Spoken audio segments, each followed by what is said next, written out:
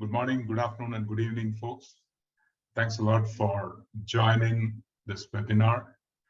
We are looking forward to a fascinating session on OKRs from someone who has seen it right from day one, or probably very close to that. Right? So, folks, we have all heard about OKRs, right? They are an amazing goal management and execution framework, which was originally founded in Intel and popularized by Google, and now used by some of the greatest technology companies of our era, like Twitter, LinkedIn, Spotify, and now frequently we are seeing the adoption of OKRs in many great non-technology companies as well, right? Walmart, Target, ING Bank. And these are some great examples. OKRs have really grown to be a great, practical, lightweight framework, which is great for both goal management and execution, which is being adopted by companies of every size, right? From promising startups to some of the largest enterprises of the world today. So today we have an exciting agenda. So we have with us Philip, who is going to really talk about, if we imagine Manchester United to run their organization through OKRs, how would they set their OKRs? And that's the fascinating topic, and he's going to talk about that. So the agenda for today is that we will start off with a quick introduction about Profit.co as a company, and then Baston would introduce Philip, and Philip would really speak about how Manchester United would set their OKRs for the majority of the time. And that would be followed by a quick demo. Right? We would actually take the OKRs defined by Philip and show that Profit.co instance, and for us to practically see, right, how you can actually implement that in a very easy to use product like Profit.co. And finally, we will see one good case study of a customer who has implemented OKRs and the benefits that they have derived. And finally, we will end the session with a Q&A. So please keep your questions coming. Right? We will accumulate them and we will answer them at the very end. Right? So let me quickly introduce the panel here, folks. So I am 𝗠𝗵𝗃𝗀𝗃𝗀 Rajagopal. I'm the president and CEO of Profit.co. I have here with me a few folks, Baston, the founder and CEO of Profit.co, and we also have Philip. So Profit.co is a Silicon Valley startup. We are a 4-year-old company, already featured in 2 Gartner hype cycles. We are working with some of the leading enterprises as well as technology startups.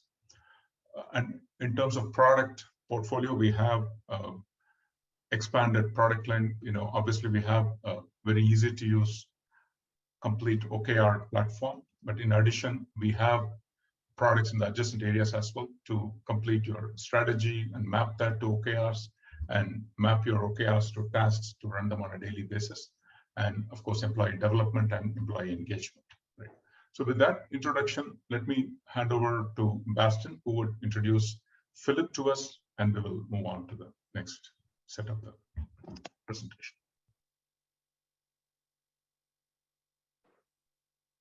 Yep. Hi, thank you, Senthil, and thanks everyone for joining this exciting webinar. Philip, so, we've known each other for, I guess, like almost, 7-8 months right now. While the world was shut down in COVID, Philip, ended up traveling everywhere, and he's gone from like plus 30 degrees in the Pacific, where Pacific meets Mexico for skydiving, to ice fishing in places where the minus 30 degree centigrade, where Russia meets Mongolia. So that's what's been doing. But prior to this, he has worked for like 25 years at Intel, and he has, as Senthil mentioned, seen OKRs literally from day one. And he has, in my interactions with him, when Philip and I started interacting, he came to us with with the challenge of, hey, can you guys, help me model this in your tool to, see if I can use you guys for one of my companies, right? So, and Philip is involved in tens of companies. He's a partner, investor, and advisor to lots of companies. And so we took that challenge. We modeled it and showed it to him to his satisfaction, and he basically decided to use our product for that company. And then we started talking more, and he's actually he actually is a Rams fan. I'm a 49ers fan. In fact, we were at the SoFi Stadium where Rams beat my 49ers. And despite that, we've continued to stay in good touch. And I was kind of like asking him, hey, would you be able to share this amazing story that you have? He's been using this Manchester United story, as well as he's got stories around Rams and so on and so forth. We talked about it. I really didn't want him to talk about Rams here, so we agreed on Manchester United. And it's an amazing way for him to bring out what he has learned firsthand from Andy Grove and everybody else at Intel, to the rest of the world. He's told me about like how Andy Grove and in Palo Alto, Steve Jobs used to like argue like as if they were not going to talk to each other, from tomorrow. But in the evening, they would just sit and have wine together as if nothing happened. And he's been, witnessing such things firsthand. And the point of that is like how, there's like intense arguments, that goes on with all these people who have literally changed the world. But then, that's just part of the way in which you do business. So without much, further ado, let me hand this over to Philip. And Philip, thank you so much for helping us with this webinar. And I hope the entire team has an amazing, learning experience here. Thanks, Baston. I guess thanks for two things. One, for highlighting just how old I am. Appreciate that. And secondly, it is interesting that sport, for many of us, is a useful learning tool, and obviously a thing we can get pretty impassioned about. So it is, I agree with you, Baston. It's credit to us that we could sit on opposite sides of the pitch in the SoFi Stadium behind our two teams, and that you were gracious enough to deal with the loss that you suffered. To everyone else that's on the bridge here who'd prefer see a presentation about an American football team or about the Rams, you can blame Baston for this. He simply was not going to tolerate such an exercise. So good to meet you guys. For those of you who are serious about OKRs, the living legend in OKR space is this guy, John Doerr. He also ex-Intel, personally responsible for bringing OKRs to a non-Intel world. He's super smart. He's also just a really good guy, and so he's been the kind of living legend behind this. But the origin of this, as Baston mentioned, is Andy Grove. So despite the appalling nature of this, Senthil rightly was complaining about our 50-year-old video, but that's what we've got. And so you've got to stare through the low resolution. You've got to listen through the noise, and you've got to try and hook into this fantastic Israeli accent. But just a little taste of Andy talking about what is this O thing and what are these KR things. Now, the two key phrases of the management by objective systems are the objectives and the key result. And they match the two purposes. The objective is the direction. I want to dominate, we want to dominate the mid-range microcomputer component business. That's an objective. That's where we want to go. Key results for this quarter: win 10 new designs for the 8085. One key result. It's a milestone. The two are not the same, but that's the first milestone that in the next time period we can pass, that we can measure. The key result has to be measured, but at the end you can look and without any argument say, did I do that or did I not do it? Yes, no. We have to be careful these days about the use of words like dominate, but place this in its era. So what's Andy saying? Objective, where we're going to go. In this instance, dominate the mid-range microcomputer component business. He managed to do that. And then key result, what are the milestones, the measurables en route? In his case, win 10 new designs for the 8085 this quarter. So that's Andy telling us what OKRs are. Now, the two key phrases. This is an example of an OKR from back in Andy's window of time. This is a corporate OKR. I'm sure everyone on this bridge would love to have a conversation about 16-bit 8086 microprocessors and the speed at which they were operating. And we could go through the 1980 roll down of those OKRs to engineering, manufacturing, sales and marketing, and so on. I'm sure everyone would again be riveted by test tapes and red tag starts, but I'm not going to subject you to that. And this is kind of what Baston's talking about. Part of the challenge we have with OKRs, and part of the challenge he and I have shared on our journey together outside of football, has been that this incredible system is too often presented in a manner that is, distant successes, highly abstract, hard to get into, or you're doing it for your own company. And that's a pretty emotional exercise, especially when it gets to your piece. So what we're going to do for the next 30 minutes, all of us collectively are going to be the Manchester United leadership team. And we collectively are going to build out the OKRs. And at the back end of that process, we'll all have, whether you come into this with a high degree of familiarity with OKRs or a very low degree of familiarity with OKRs, in 30 minutes, you'll have an increased sense of what that is. But I have to ask all of you on here to do something for me. The learning exercise where I simply show the next slide with some answers on there is not a great learning process.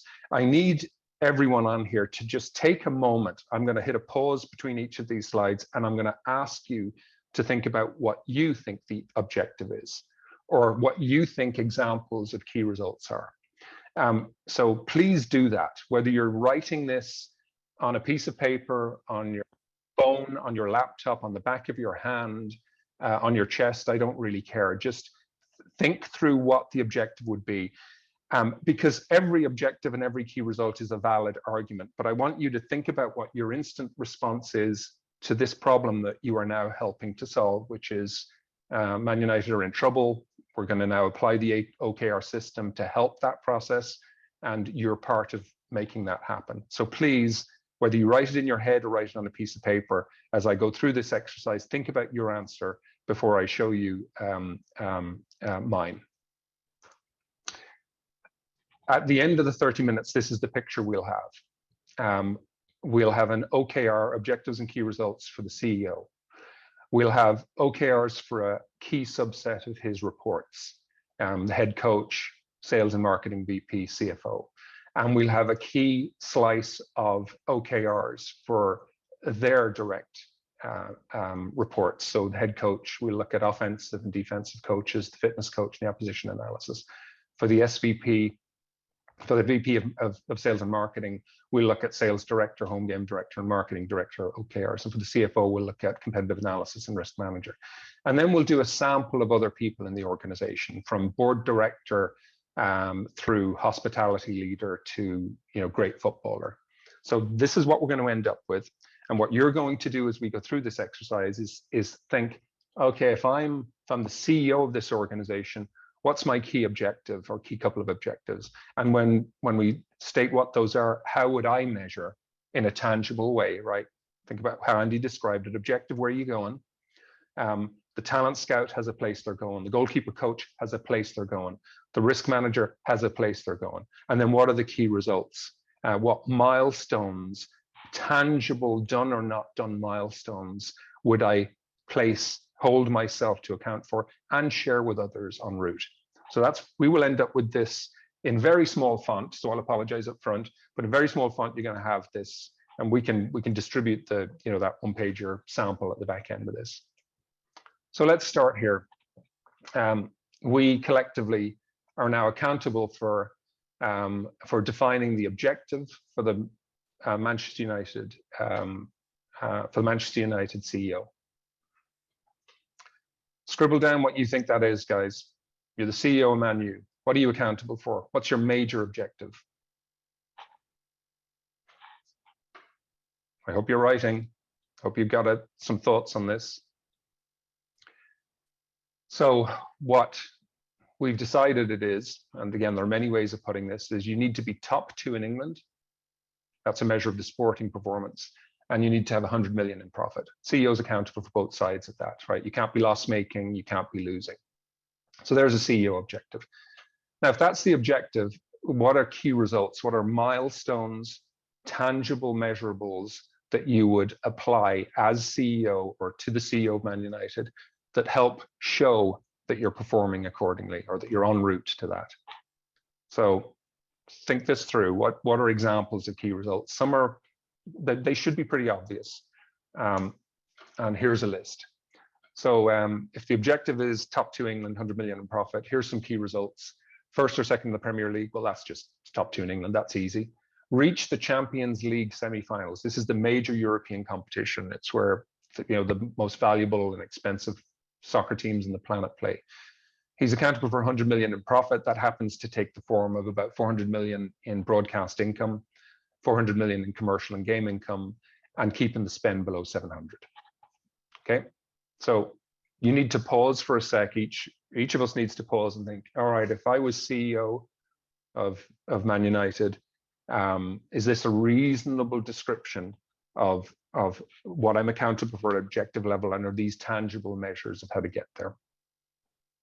So now the CEO has talked to his staff, talked to his board, agreed on this stuff. He now needs to engage with the rest of the team and spread this story out. So head coach, we need objectives and key results for the head coach, for the SVP, for the VP of sales and marketing, for the CFO.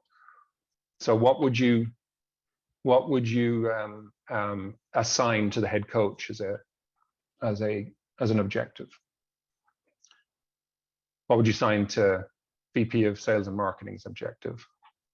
What would you assign to CFO as an objective? Relatively simple for very simple for the head coach. Sales and marketing is not accountable for first or second in the Premier League or for reaching the Champions League semi-final. That clearly falls into the category of head coach. So objective, top 2 England, top 4 Europe. In the way the financials are operating here, sales and marketing VP is accountable for driving revenue, and the CFO is accountable for containing costs. So simple alignment of objectives, revenue up to 800 million by the sales and marketing VP and down to CFO.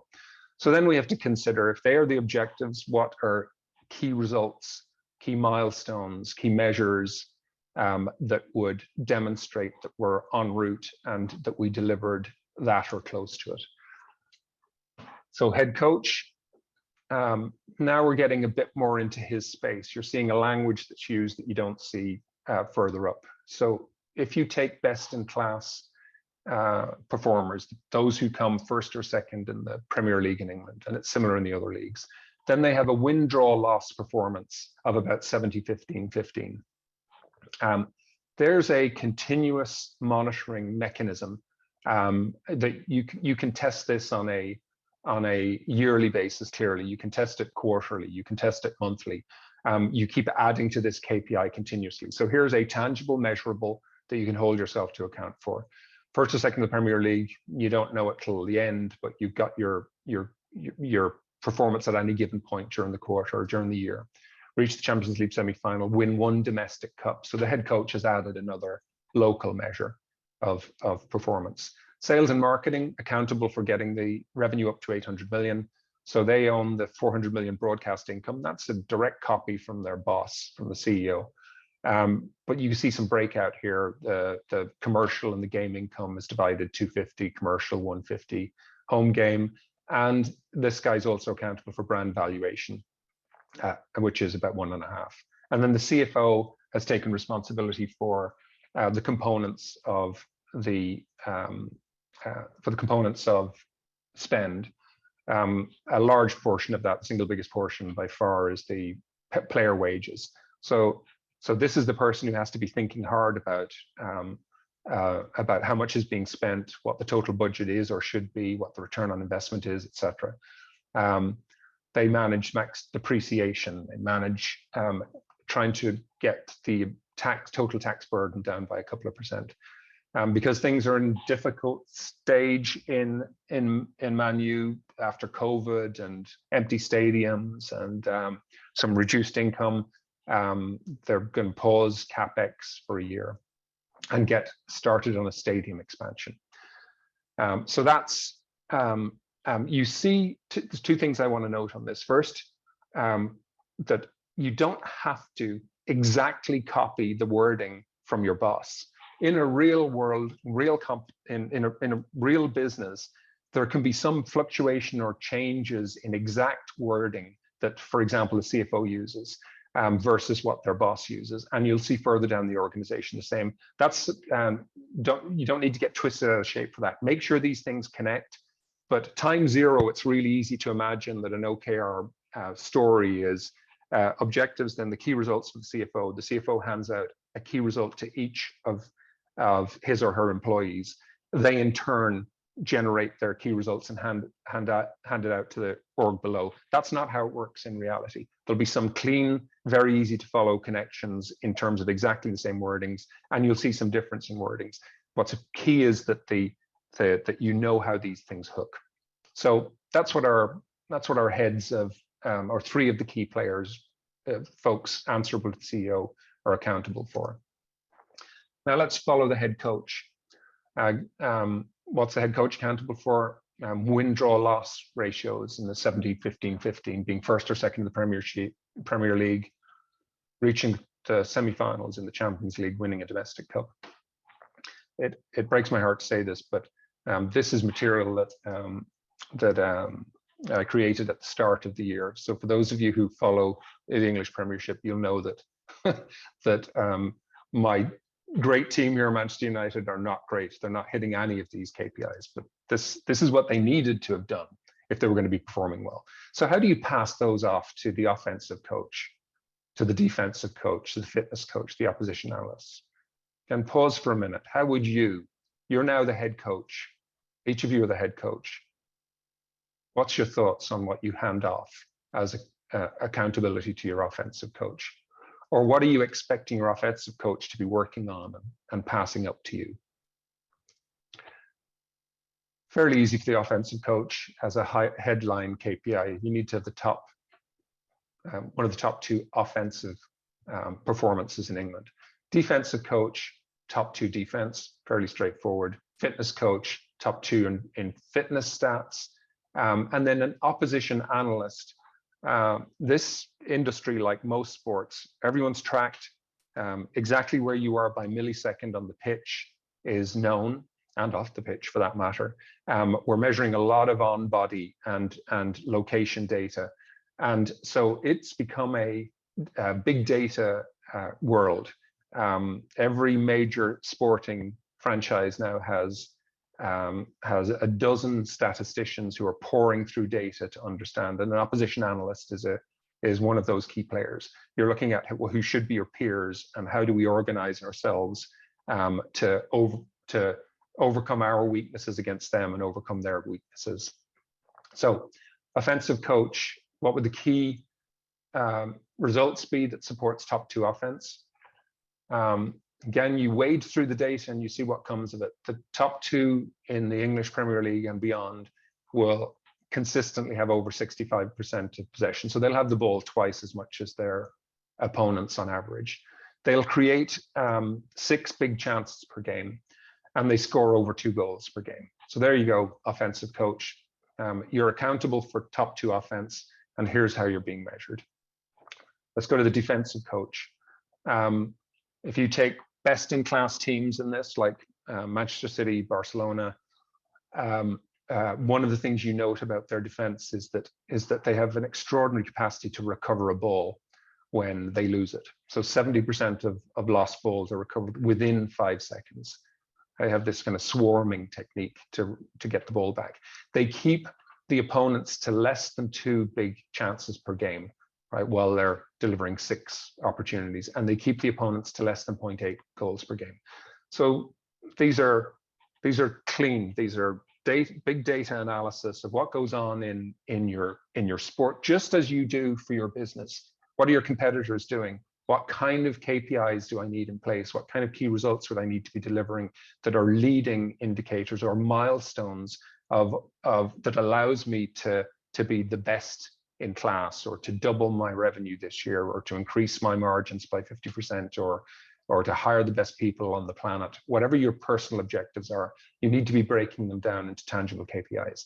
And these are tangible KPIs for the offensive coach and the defensive coach. What about a fitness coach? All the better teams are knocking out at 10 kilometers per game per player. It doesn't sound that high, you know, they've an hour and a half for 10 kilometers. It's a reasonable workout for any of us. It would take me a week to do that, but this isn't a steady pace. You are doing typical strong players are doing 17 sprints per game. That's you know, over 25 kilometers an hour movement. And the fitness coach is also accountable for injury recovery rates. So there are various measures of what constitutes an injury, you know, serious or less, and there are recovery targets associated with each of those. And then the opposition analyst is involved in every game, right? You're playing you're playing a team that you should beat. You're still contributing to an analysis of, you know, they're weak at the back. Their weak point is the back. Most of their goals come from low shots inside the penalty area, or come from long shots from outside, or they're weak on defending from corners and headers. So the opposition analyst is wading through other people's data and trying to find where do strengths and weaknesses align, and how do you drive that. But their key measure isn't how they did against much weaker teams. Their key measure is how did they do in the top against the other top teams, the top 4 mini table. Did you support reaching the Champions League semi-final? Have you hired the right coders and statisticians, and are you deploying the best in class AI and machine learning to analyze this big data and help you move forward? So that's the context for think about being the head coach. You're answerable to your CEO because you own a couple of the major deliverables for the CEO, and your team is answerable to you for supporting those. And you are answerable to your team for supporting and enabling them, picking the right objectives, picking the right key results, support and enable them in being successful. Let's go to the sales director. They are sales VP. They own broadcast income, commercial income, home game income, and brand valuation. They've got, let's take 3 of their key reports: sales director, marketing director, home director. The sales director and the sales and marketing VP, with others, have agreed that the key objective of the sales director is a 20% revenue increase outside Europe. How is that measured? They're going to drive Man United television, Asia subscriptions to 30 million. That's their big growth area. They're going to drive South American Google TV deal to deliver on 15 million. They're going to drive they're going to get Nike and Adidas competing on a deal that's worth 100 million. They are tangible milestones en route to that 20% increase in sales outside Europe. What about the marketing director? High level KPI for them: support the brand increase. And what are your key measures? In this instance, we're holding the marketing director is holding themselves accountable, and we are holding them accountable for getting the team and player followership online to 2 billion. That's a key part of brand value and connection to the franchise. And manunited.com gets visitor levels increased by 20% to 10 million. They get #1 or #2 press coverage on Black Lives Matter, big topic worldwide, big topic in the English division, unacceptable continued racism, even though the teams are a broad range, a broad diversity of races. There are still problems there, and United has actually done a very good job on this, on taking a couple of their key players and having high profile coverage by them and for them on these issues. What's the home game director accountable for? Get the home game income up to 150 million. So that's greater than 90%, 95% home game attendance. Get the museum visits doubled, and people are using Wi-Fi in the stadium. It's just not good enough. Get the Wi-Fi scores up to 8 of 10. So there's what we collectively are holding our sales and marketing team accountable for. What about the CFO? We're holding the CFO accountable primarily for keeping our spends in control. So 2 key players for the CFO are the competitive analysis director and the risk management director. So what do we hold the competitive analysis director accountable for, or what do they come up with as what they hold themselves accountable for, is to have high usage, greater than 80% use of worldwide best practice. And what key results would support that? Get the net tax burden down by 2%. That's owned by their boss. And they're going to use analysis of worldwide best practice to help drive that. They're going to improve player wage return on investment and net present value. You can see it's not an exact wording connection to what their boss owns, but it's key to this 300 million max player wage. So they're playing a key part in this. Go understand what best practices are for there, and get a new Man United online strategy approved. It's just not robust enough. There are much better teams and franchises out there for online strategies. So competitive analysis director needs to understand those externally and get them done. I have no doubt that, and for every one of us on this line, for the businesses that we're involved in, that we have a part of our brain or a part of our time or one or more people in our organization has to be focused on that kind of stuff. And it's important that they have an objective that makes sense and that they have key results that are measurable. What about the risk management director? We're holding them accountable for making sure, in particular, that we just don't get in trouble on cash flow. That's been a real difficulty through the COVID window. And the key results we hold them to accountable for is best to understand best and worst case. So they're doing a best and worst case analysis of cash flow, and they had to have that done by February. They needed to get a loan strategy. There are loans in place. We need a loan strategy in the case that Man United does not get into top 4 in Europe. That's got a huge fiscal consequence, and unfortunately that's a reality for them. So I hope their risk management director did a good job on this, because they're exercising a negative case. And how do you manage your way through COVID game attendance? So this whole picture here, if each and every one of us had gone through on our own, or we collectively as a team had brainstormed this stuff, or we'd sat with the key players in Man United and facilitated them through it, we'd have come up with something like this. And what's important about this story is you see objective is not the thing owned by the CEO, and tactics are owned somewhere down in the organization. Every one of us, regardless of our position in an organization, every one of us should have, and in good organizations does have, clarity on our key objective or objectives and on how we measure performance against those. And this is an illustration of a slice of the hierarchy in Man United. Now let's take a sampling. There are many more people in the Manchester United organization than that. So let's take a sampling of other parts of the organization. So we'll look at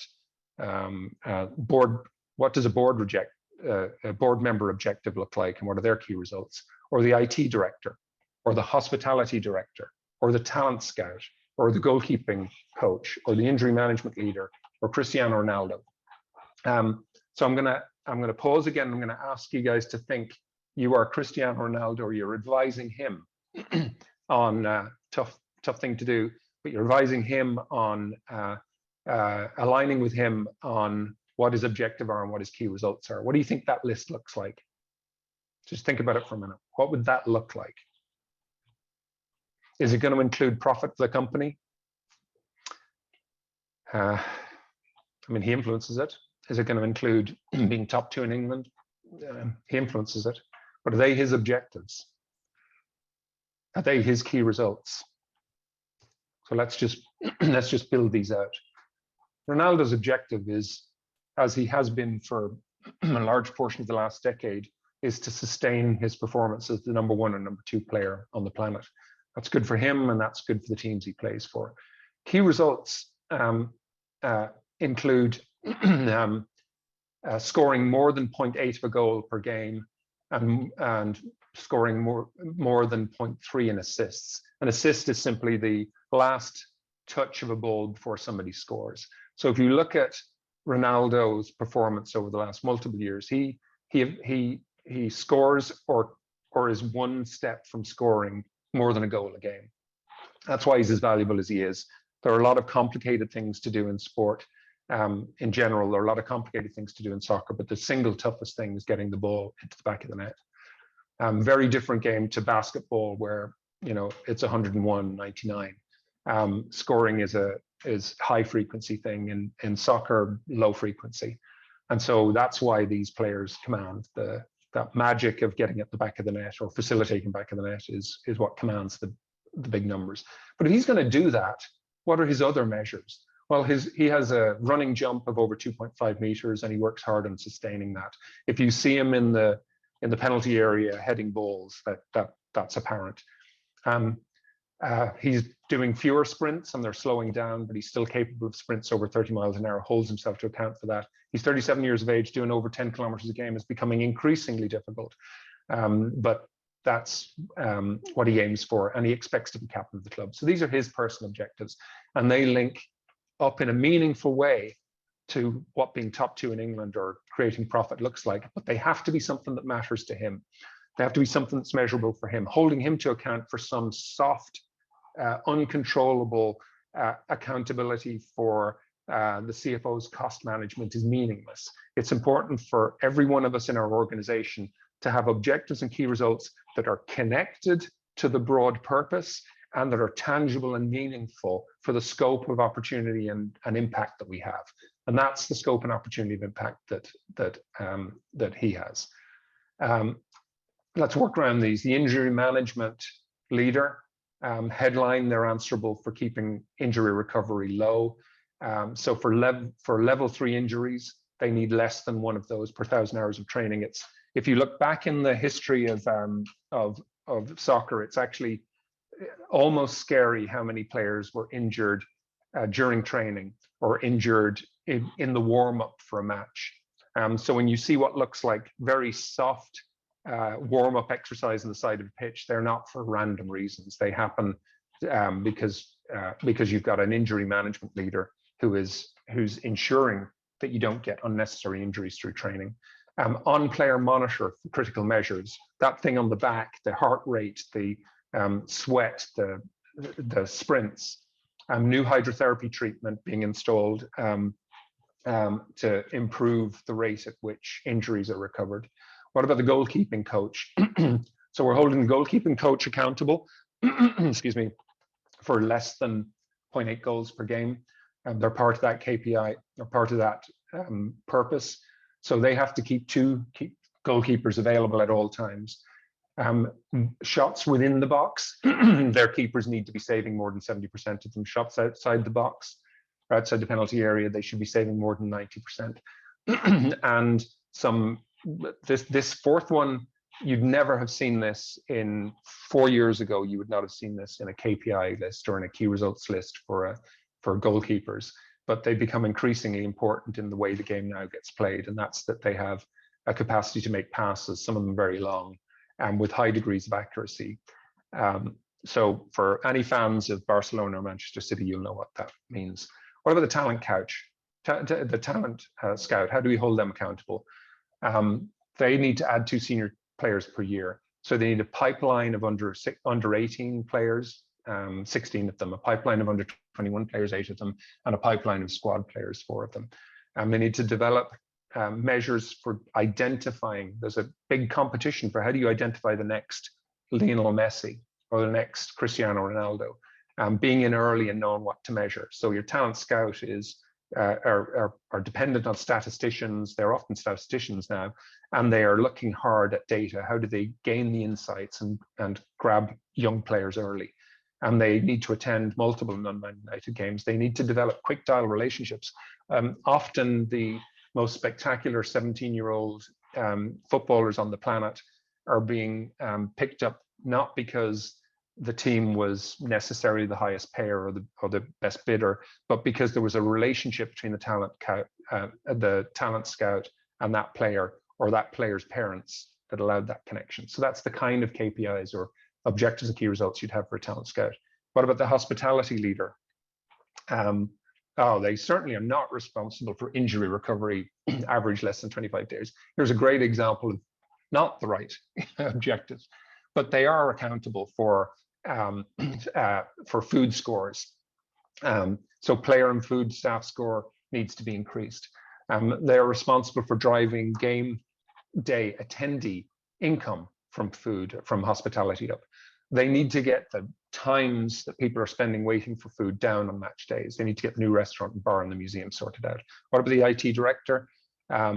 They need to satisfy a large array of customers around here, but clearly zero, like every IT director, 0 level 1 downs or security events. They're supporting the Wi-Fi scores at the matches. They're supporting the online strategy. They're supporting the machine learning and artificial intelligence deployment. They're not the expert in how to use that information. That's up here with the coaches, but they are responsible for the system that enables that to happen. They're likewise update the player wearable tech.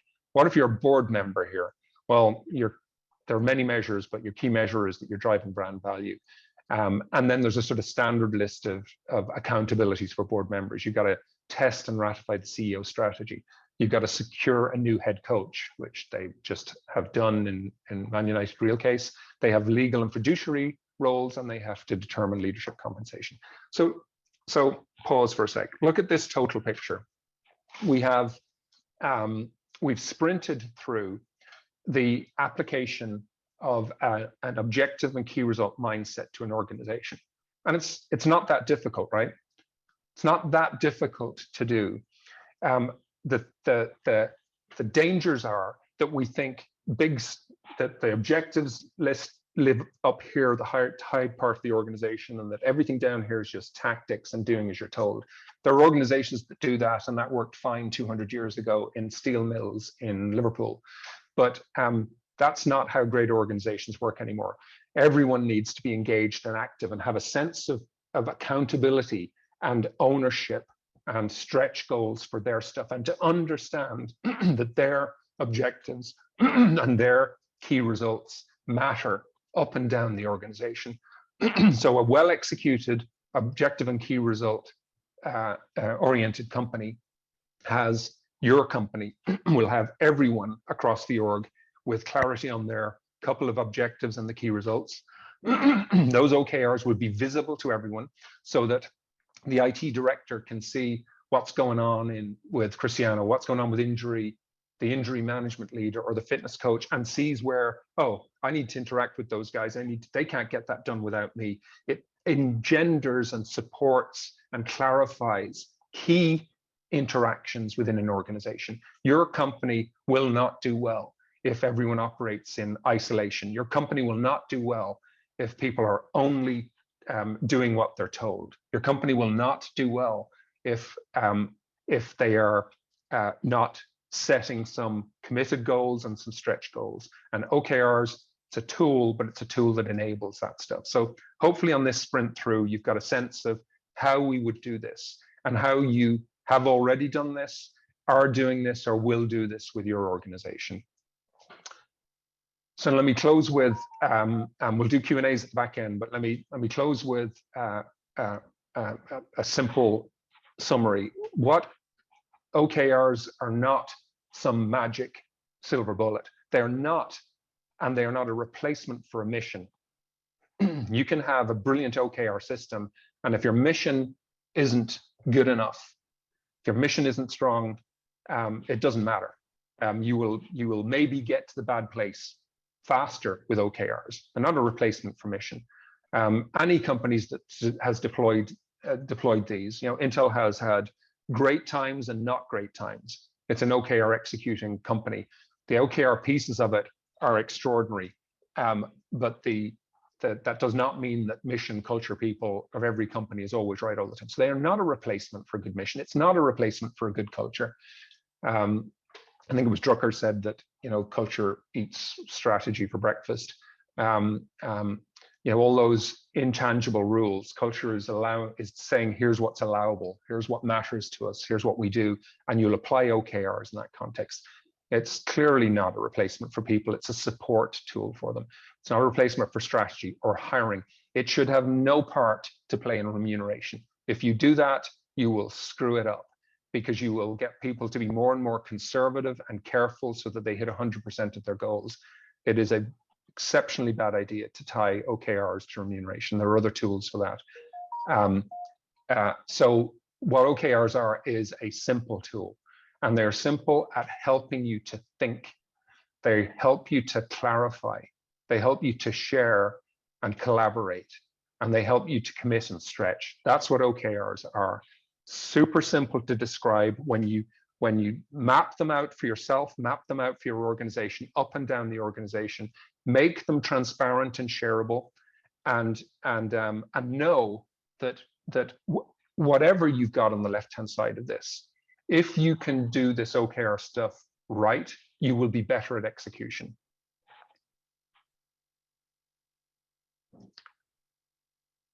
I'm now going to hand over to Hanish, who's going to show you this in the Profit tool.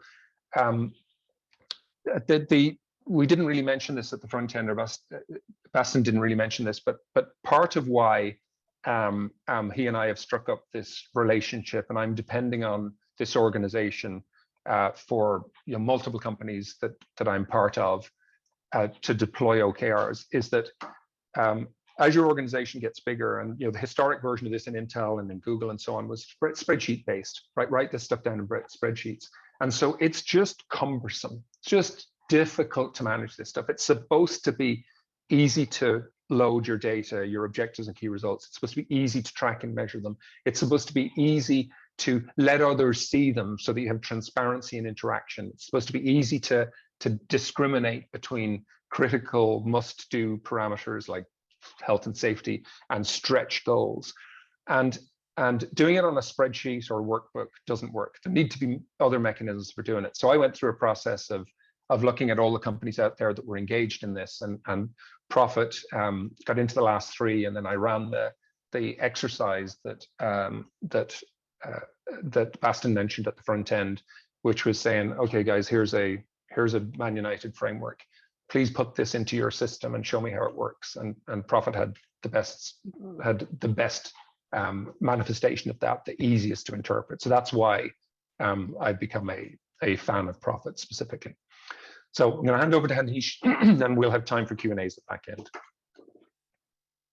Wonderful, and thank you for that, Philip. I'm just going to take the screen share here. If you could disable yours.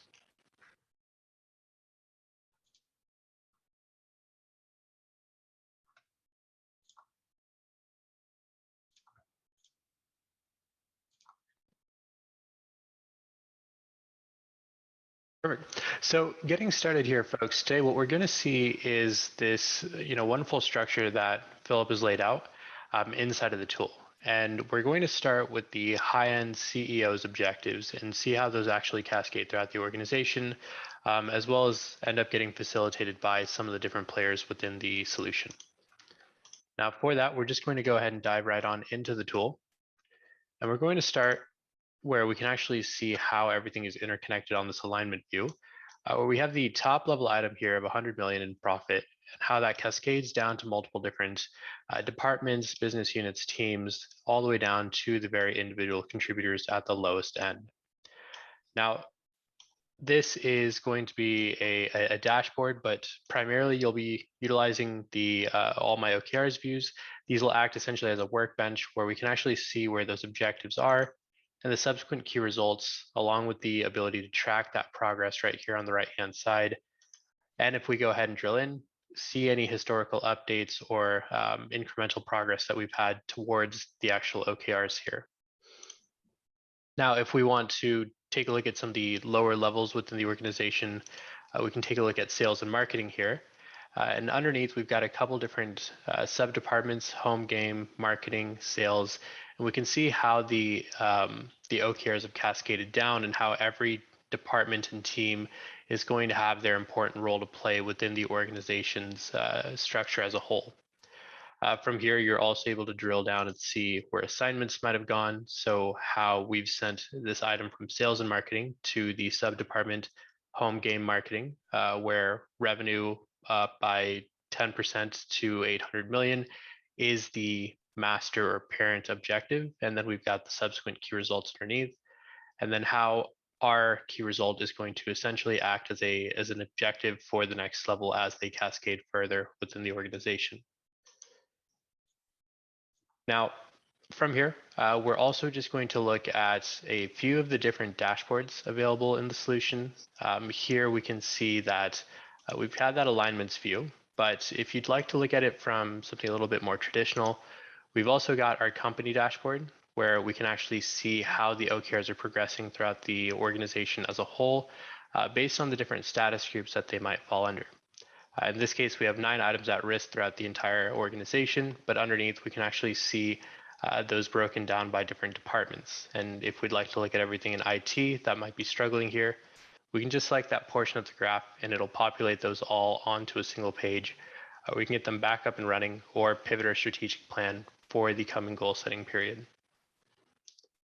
Now, in addition to that, we also have our department heat map, which helps break down the organization a little bit easier. It's a very quick visual representation of how the objectives and key results are progressing throughout the whole company, where we break them down into these boxes, denoting size by the number of OKRs that that group holds, and then the color coding based off of the planned progress that we have set versus what's actually been achieved. The harshness or the scale that we can use on the color coding here can also be customized. But if we go ahead and decide that we'd like to see everything that's happened inside of sales and marketing, we can just select that portion of the graph. And again, it'll show us all the sub-departments in their own heat map here. This also makes it very easy to just identify where the OKRs are for these groups. You'll have the tabs directly underneath that showcase the objectives and then subsequent key results for those as well. Now, from here, the next view we're going to see is our OKR progress window. This is going to provide a timeline perspective of all the objectives and key results throughout the organization, and allow us to better identify what's most important to the company right now versus what is it that we need to go ahead and get ready for in the coming goal setting periods. And the last view we'll see here in terms of dashboarding is going to be our department progress. And this view is fantastic for getting very quick updates on what's going on throughout the different business units within the organization, as well as utilizing this for helping structure meetings.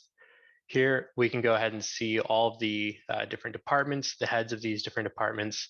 And just by simply selecting any of these, I can go ahead and filter out items on the top right, based on things that might need attention or progressing well, along with the ability to create your own complex filters here as, within the system too. Now, on the topic of meetings, we've also got a very easy way to actually transition the OKRs outside of the tool in case you'd like to share this with anybody that might not have access to the platform. In this case, if we go ahead and utilize the presentation feature, we can specify the actual objectives and key results that we'd like to see. And then when we pull those outside of the tool here, screens, we can see how Manchester can utilize the system to help structure meetings by just pulling the presentation for sales and marketing here, for example, with a breakdown of the actual objectives that that group owns, along with the subsequent key results that'll help support those, and a recent news feed of work that's been done here as well.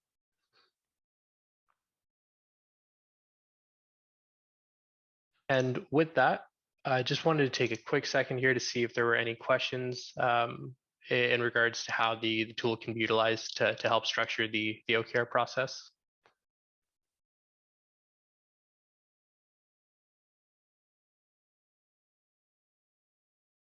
And I think we can go ahead and hand that back over to you, Philip.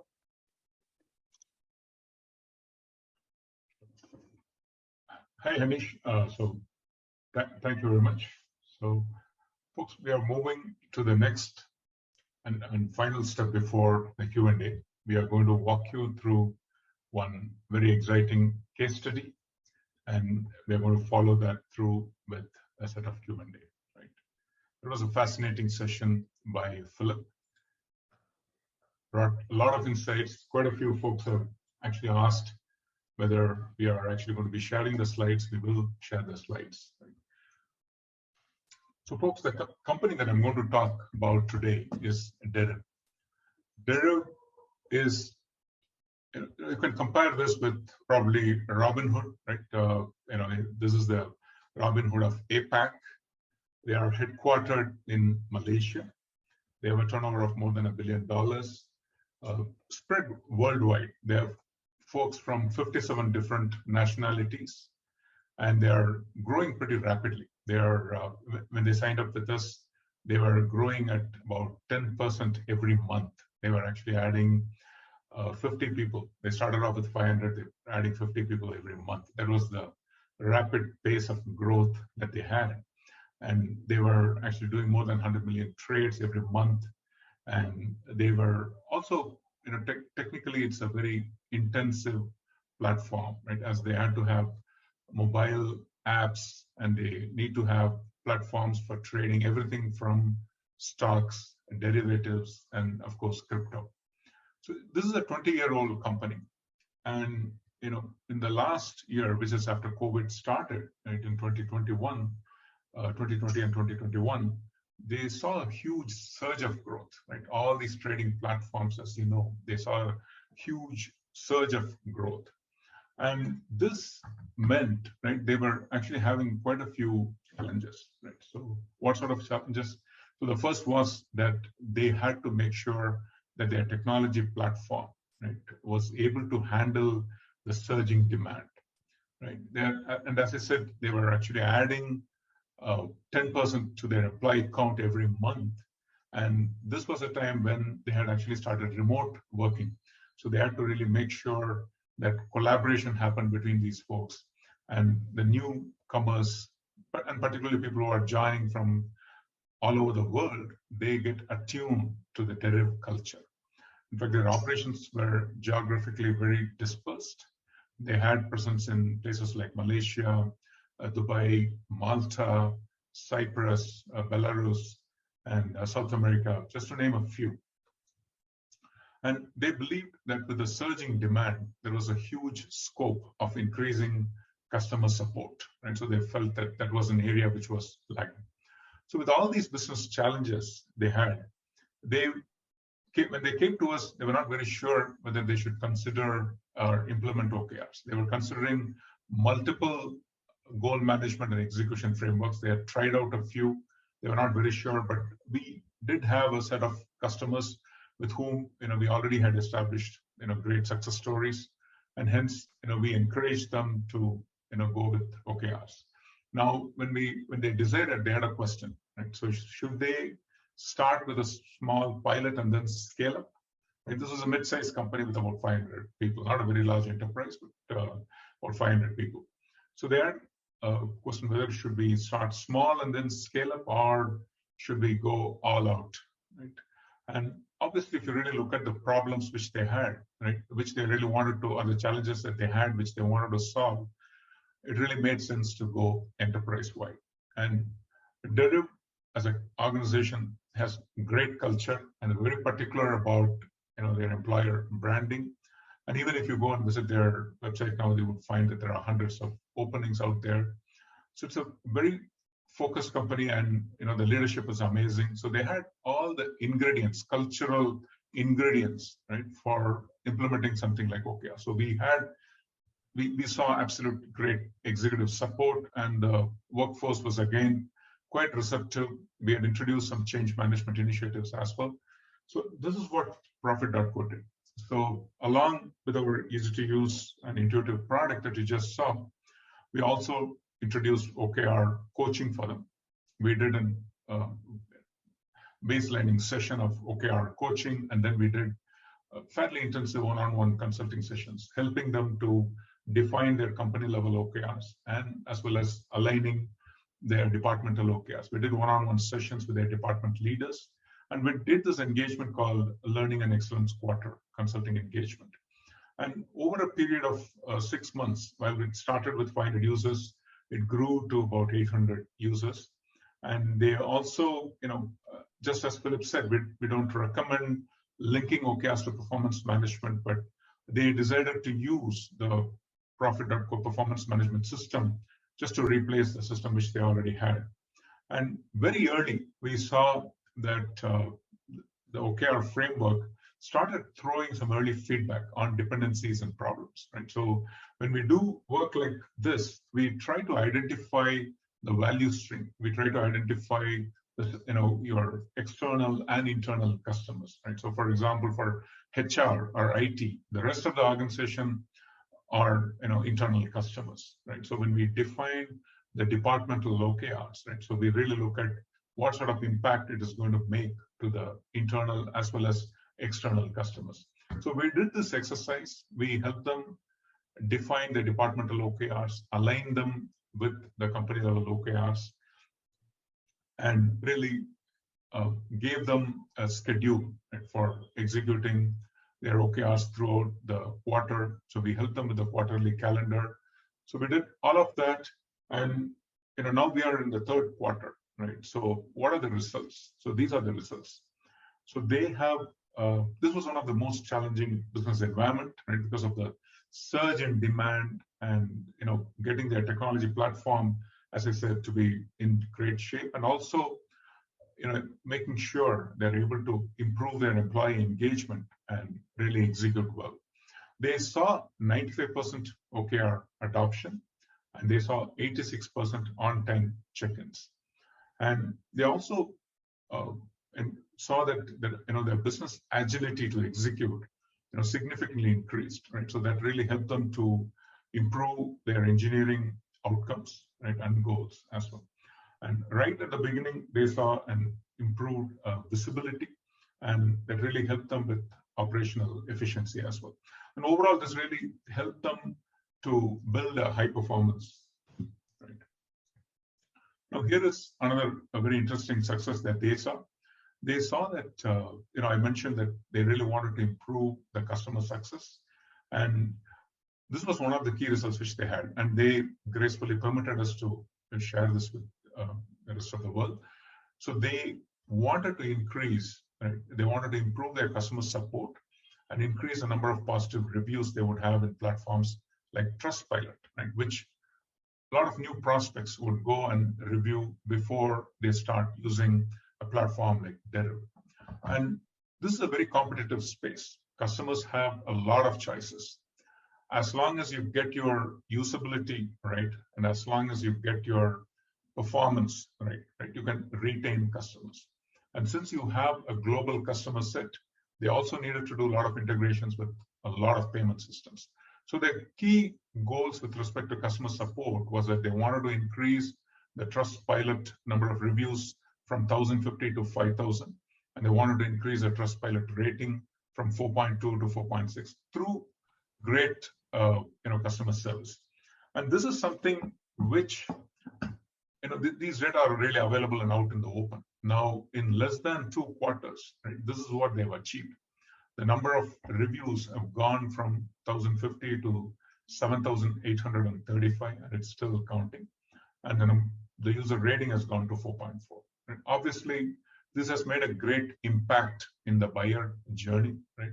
And it definitely makes the job of marketing and sales, right, easy to that extent. Now, as I said before, the management team of Deriv is awesome, right? And this is a quote from their Vice President for Strategy and Project Management, Anthony. Right? He says OKRs have been credited as the right approach to guide strategy execution, and their management has realized business outcomes in terms of visible improvement in operational efficiency, while staying focused on the prioritized goals and great visibility and how everyone is contributing and overcoming the roadblocks ahead. So it's quite an exciting journey, and we have still a long way to go. Deriv is excited, Profit.co is excited, and we are continuing this amazing journey, right? So thank you. So now, folks, let's move on to the final section of what we are planning to do. We have a set of questions, Philip, and we have a bunch of questions, both in Q&A as well as in the chat, right? So can we go through them? Sure. Okay, great. So, yeah, so here is a question, right? So not all jobs are strategic, right? So one of the attendees is asking, not all the jobs are strategic, right? How do you deal with those employees OKRs, right, whom you don't think are really that strategic? Yeah, I guess I wouldn't say that to myself or to an employee, right? I'm not strategic. That's just a context statement, right? We all have tactical, practical purpose. We all have strategic impact, whether we're the latest employee joining a company or the CEO. Now, you're right, but I understand the context of your question. Some people direct strategy more, and you would expect that to be CEO, the C-suite, influenced by the board, and those of us early in our careers or more junior in the organization have less strategic impact. But so don't think of it as I am a strategic person or I'm a tactical person. Think of it as I have a core job and I have tangible deliverables that I need to get done. I need to meet with customers. I need to maintain the health of a piece of equipment in a semiconductor factory. I need to write lines of code that deliver certain capability. I have a kind of core job. And every one of us, and different people to different extents, but all of us get a kick from a stretch, something that's pushing us to learn, pushing us to have a higher impact. And that's that I would regard as what you describe as strategic. That's the opportunity to operate in a strategic manner. What is it that you think you can do in your space that has a larger impact than is expected? So if you're in an organization where you can actually access the objectives and the key results, you can see, what does the CEO plan to do? What does, say you're 4 tiers down in an organization, what do the 4 tiers above me or the 3 tiers above me hold as their objectives and their key results? What has been assigned to me as my role, right? That's my kind of earn my wages, get stuff done. And then I look up and I go, I have a personal interest in, or a passion for, or a knowledge about this thing over here, and I want to get involved in that. So you go have the conversation. I would say that's a strategic activity for an individual. You're not doing as you were told to do, you're doing as you see an opportunity to impact. So, and I would usually associate those with stretch goals. It may be, I mean, if you were accountable for safety, people aren't falling off ladders, people aren't getting their hands chopped off in pieces of equipment that you're manufacturing, people aren't getting run over because of busy road outside your workplace, whatever it is. It's not tolerable to say, I aim to hit 70% performance on that measure this year. That's, you need to nail that one. However, if you want to double the number of customer contacts, if you want to double the number of design wins, if you want to bring in a new methodology for how to run scrums, to run task forces, to increase the rate at which you generate code. These are inherently stretch goals. Set something magical for yourself. In the scope of your accountability and ownership, say, look, I'd be proud of myself if I get that done. It's a stretch, and it's not part of my remuneration, right? If I miss that goal, I'm not going to be whacked for doing it. I'm going to be credited for having a go. So that's a long answer to a short question. I think, we should never regard ourselves or those around us as more or less strategic or tactical. Although, again, I completely understand your question. A strategy is more owned at the top than the last person who arrived in. But all of us have an opportunity to do the job we were asked to do, and understand what the objectives and key results are associated with that, and then find a way to stretch ourselves, have a more positive impact, have a better job and a faster career trajectory, or better home life. But set your stretch goals around those. Sure. Thank you very much. That absolutely makes sense. And here is a question, right? So what is your opinion on implementing OKRs to track employee performance? You mentioned, you mentioned something, your opinion during the presentation, but we would like you to elaborate. Yeah, I think it's an exceptionally bad idea. Wow. And for clarity, I should just stop there, right? But let me give a little bit of context, because it's a mistake I personally have made, is trying to tie those to my own and to other performance. What happens if my percentage increase in pay or my share allocation at the end of the year is associated with my performance against 2 objectives and 8 key results? If we become anally retentively mathematical, and we say that, and I go into my review with Senthil and say, I got 100% green, right? My 2 objectives and all 4 results were green, therefore I'm top performer. And versus I walk in and say, I got 70%, which by the way is typical, 70%, I had a few greens, I had a yellow, and I had 1 painful red. Then if you tie performance to that, how red or green were your lists, guess what happens? Next time around, after Senthil whacked me because my stretch goals were red, what do I do next time? I become conservative. I pull in my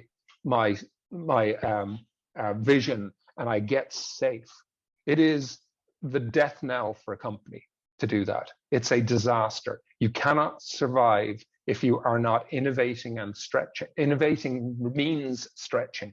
You've got to aim for some stuff you're not sure about. And if your culture doesn't support and enable that, you're in trouble. So do I, in that conversation with Senthil, say, here's my, here's the red, here's my yellow, and here's my 3 greens. I have an overall score of 70, and here's my learning, right? That red was the best thing I did, because I aimed for the stars and I hit the moon, right? And so it was red against my objective. The guy who currently runs Google got that job. A great Indian guy got that job. Extraordinary guy individually, and extraordinary impact within the company. But and there are many reasons he took over from 2 extraordinary founders. But he took over for multiple reasons, including his performance, his OKR performance on Chrome. And in the 3-year journey he went on Chrome, year 1 he set goals. I'll get the numbers wrong, but it's like his year 1 goals were something like 10 million users, and he failed miserably. He got, I think, maybe 6 million. In year 2, having got 6 versus 10, what was his year 2 goal? Year 2 goal was 50 million, and he missed that too. He got about 35 million users, and his year 3 goal was 100 million, and he got something like 135. He understood that the objective of driving user levels for Chrome was key. You could say it's this safety performance, it's that load time, it's that, and he went, you know what? They're my key results. How long it takes a page to load is a key result. How safe the data is a key result. But the objective should be measured by the customer. And so the number of people who choose to use this. So he went from nowhere to the most used on the planet in 3 years, and he had the personal comfort to grossly miss in year 1, badly miss in year 2, and nail it in year 3, while driving the key result target up. or the objective up. So do not, so now I'll give you my summary again. Don't mix them. Do not linearly tie performance on OKRs to pay, or you will rapidly generate a conservative, low aiming organization. Sure, great. I think the example that you gave with Sundar Pichai, right, as Google, as the Chrome, head, right, how he actually drove stretch OKRs and missed the stretch OKRs, but still ended up achieving much more than what he would have done, right? Probably if performance was very tightly linked, right? So I think that's a great example, very inspiring, and thanks. And he needed to be in a culture that allowed it. Yeah, absolutely. Just to add to that quickly, and I think I answered this in the chat as well. You tend to, without discriminating, right? So there are obviously, critical functions in an organization. You have some superstars, like, you have a tough, let's say in our case, like we have an algorithm that needs to be developed. It's, it requires a lot of, superstars to do that. And let's say, you throw that at them. And, as Philip was mentioning, at the end of Q1 or Q2, they may still be struggling. They may be at 10% of the achievement level or 15% of the achievement level, but you're not going to not take care of them because of that. Similarly, there are other functions where, it's business as usual, right? Like, we take care of 100 issues in a quarter. There are functions engineers who do that as well. And they may be achieving, instead of 100 issues that I fixed, I may have fixed 150 issues in this quarter. That doesn't, make it they are eligible for 50% increase or bonus or anything like that. So, there's the achievements are in context. We just have to make sure that, and like Senthil said, as well as Philip said, the bigger achievers, get bigger prices, automatically. It happens, over time. So, yeah. Great. Thanks, Bastian. So, Philip, here is a question on alignment, right? So when you showed us this Manchester United example, right, and having the top organization level goals and then defining the departmental goals and aligning them with organization goals, and as you keep going down, right, this looked pretty easy, right? It looked pretty easy, pretty clear, easy to understand. But in real life, when we try to do that at an organization, corporate world, right, that's the question, right? It seems to be quite challenging, right, doing alignment. So what was your experience in Intel, right? So how Andy Grove's objective to dominate, how alignment happened towards that particular objective from the various departments? Would you kindly elaborate? Well, this is the wrong answer, but it's the honest answer. Andy was he was a scary guy. And sometimes, that there's all of us, every one of us, whether we're at the start of our career or the end of our career, whether we're running a family business or an international scale business, all of us are accountable. All of us are managers. We manage ourselves. And that's the most important management role you have, is how do you manage yourself? I've had organizations where I was an org of one, the only person I had to manage, right? And I've had organizations with 7,000 people, and my attitude was still the same. My key problem is manage myself, and if there are other people around you, you are facilitating their self-management. Anyone who thinks they're managing anyone is kidding themselves. The only person you manage is yourself. You facilitate the self-management of others, and OKRs are a tool for facilitating self-management. OKRs done really well come from top down, bottom up, and sideways. They come from inside you and outside you. If you're in an organization that says, here's our OKR methodology, and the CEO or the executive staff write the stuff down and hand you this, that's not an OKR. Here's your objective and your key results. See you at the end of the year. That's not an organization I would work for. Like, who wants to be, I want to be engaged. I have a brain, right? I'm not like an automaton. I have aspects of my job that are required to do core stuff that needs to be done, and then I need to bring myself to it. So every one of us are accountable for managing ourselves. Objectives and key results are an interactive conversation tool. You get to see what matters to the company. You know what matters to you, and you have an opportunity to meld those two. I think that I have an ability for that objective to bring the following key result because I'm a really good coder, to bring the following key result because I am because I have many network contacts in that area, to be a key result provider to that objective because my hobby is related to this.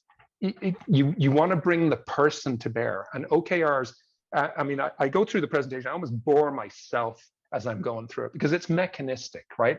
And this is part of the challenge that Bass and Sentinel & Co as well have on presenting the stuff. You look at these things and it's mechanistic. It's a tool for clunking stuff together. And the tool is necessary, but the magic isn't the tool. The magic is how you use it. So you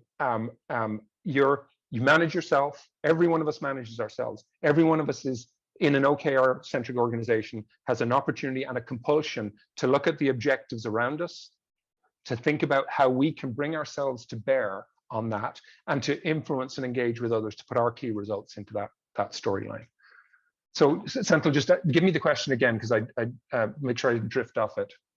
No, I think you absolutely answered that. The question was alignment as a concept, right? Looks very clear, when you presented the Manchester United OKRs, right? So, but how does alignment work in a corporate setting? Just what was your experience in Intel to make that happen? Yeah, perfect. So if you look at the fictional roles that we're documenting here of what a fitness coach does, that fitness coach is sitting there going, how does my stuff, like the CEO doesn't know who I am, the hedge coach barely knows me, I'm new in this organization, what do I do? Well, do your job, right? What are you accountable for? What's your role accountable for? And do something special in there. So have your objectives clear and share them. So you get input that says, well, that's what you're aiming for. Don't waste your time. Oh, that's what you're aiming for. That's kind of interesting. Somebody at some point in Man United said, tags on the back. I'm copying them from somebody else. We should innovate on them. Said, let's gather more data. Let's do smarter machine learning analysis of what's going on here. The folks who you manage yourself and you manage your career, and it's a combination of opportunities and impact, and OKRs are a methodology for doing that. So sadly, I've maybe overly strong opinions on this. I'm not interested in organizations that I work with that don't do OKRs. I think they're essential. Again, they're not a substitute for, an OKR doesn't do any, if a company's corrupt, has a bad mission, doesn't have good purpose, doesn't hire good people, who cares, right? There are a whole pile of things that matter, but one of the essentials for me is OKRs, and it matters because it allows you anywhere within the organization to understand how to strategically connect from very early on and how to bring the best of you to your job and get coaching feedback constantly. Bad O, good KR. Let me support you on that. Don't do that thing. They're phenomenal intercommunication tools. Sure, that's really very helpful. Thank you very much, Philip, for the detailed answer. We have time for a couple of more questions and a couple of more very interesting questions here. One, just this is again on performance management, right? So the question is, how do you recommend we get all employees in an organization to pull in the same direction and buy into OKRs if you don't link OKRs with their compensation or increment cycles, right? So how do you really motivate people to still achieve their OKRs, without linking that to compensation? I think because you want to do exactly the opposite. So I'll reflect on a previous comment and then add on it a bit. So if you tie them, it becomes conservative and low objectives. But back to my example, if I want to turn up with only green to Senthil, then I won't put stretch goals in. That's not good for the organization. That's not good for me personally. how do you get people to buy in? There are several ways. I have a daughter who did medicine, and I'm constantly asking her, well, what area are you focusing on? She's a junior doctor. What area are you focusing on? She's going, there's many answers to that. I don't know yet. Stop asking me that question. And then I'll say, well, are you going to do general practitioner? Oh, of course not. I'm not doing GP. Oh, okay. Are you going to do ear, nose, and throat? Oh, no, I've no interest in that thing, right? Okay. So you go through this, all the things she's not interested in. It turns out that, yeah, there's only about 2 things she's actually, has a passion for. So we're all looking for that. We're all looking for that passion piece. If you're in an org where the CEO, so likewise, there are don't do's that are an easier answer to this question. How do you make sure that an org does not get its OKRs done right? Then have a CEO who doesn't really care. Have a CEO who mouths it, or a boss who talks about it because they're supposed to and doesn't do it. So if you're working if the boss in your organization talks OKRs but doesn't show you their objectives, doesn't show you their key results, doesn't show the transparency, one of the first conversations and part of what made a strong link, one of the first conversations Baston and I had, we bumped into one another through the process that we described earlier, but Baston said, I'm external, right? What do I have to do with profit? Baston literally, when we got to talking about our jobs and stuff, he pulled up his OKRs. I was, all right, here's my objectives for my company, and here are the key results.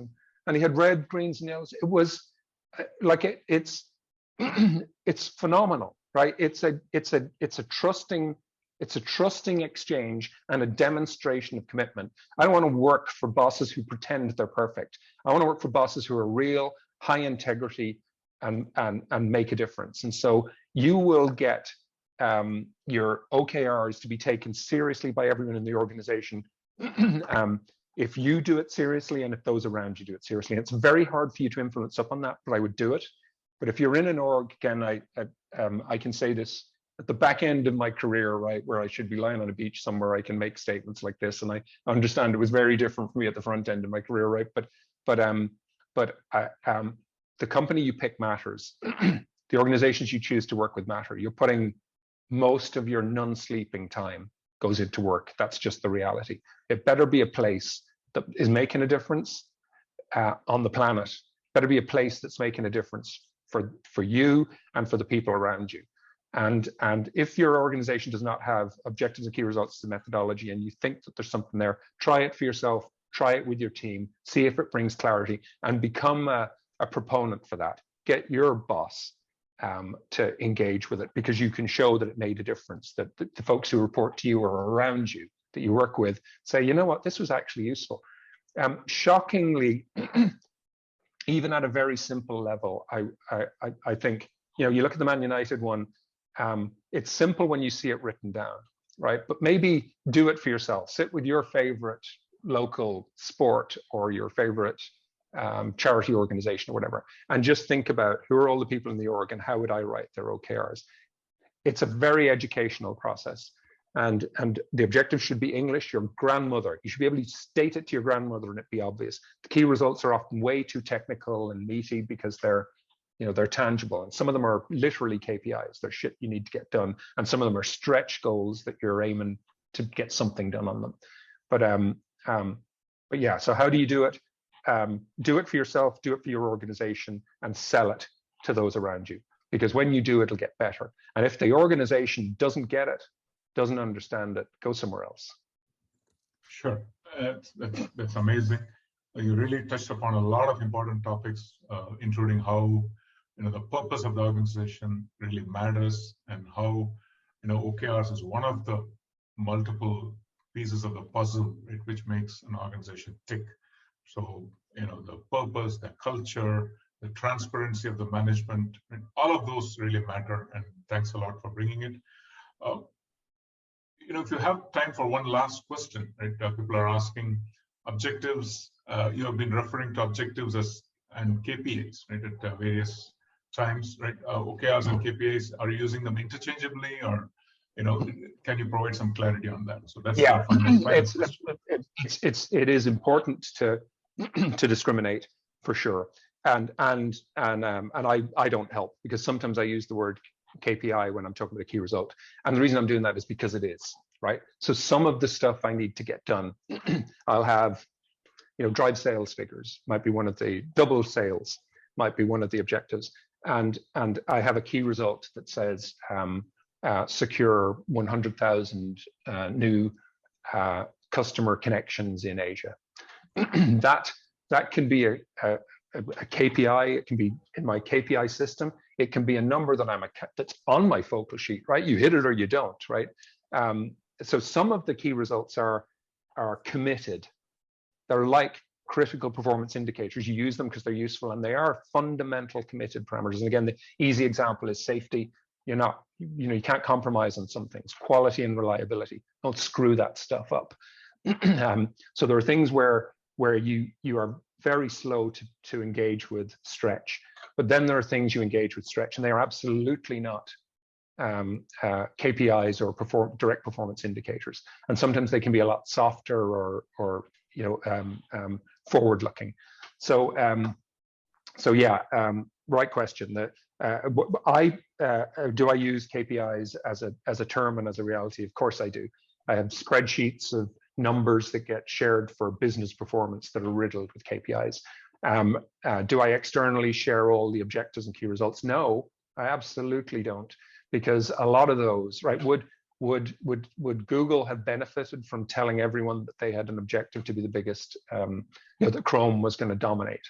Would Intel have benefited from communicating to Motorola that we have this internal stretch collection of strategies to drive 16-bit domination of the 16-bit market? No.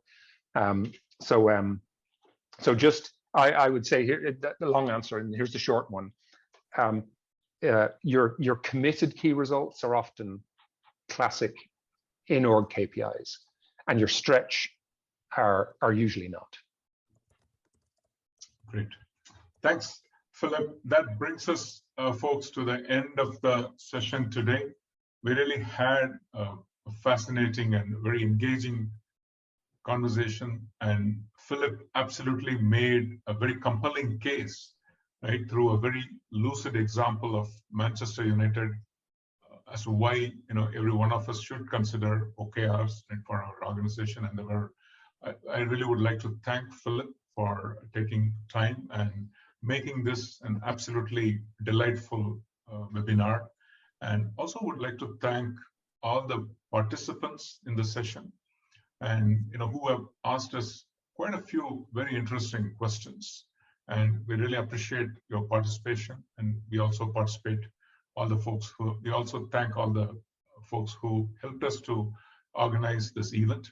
And of course, for all the participants, as a token of our appreciation from Profit.co, we will be very happy to share with you the set of books we have recently published on iterating faster, right? Preparing, launching, and scaling your OKR program. We'll be very happy to share that with you. And so thank you very much, folks. And that brings us to the end of the conversation today. Great. Have a great day, everyone.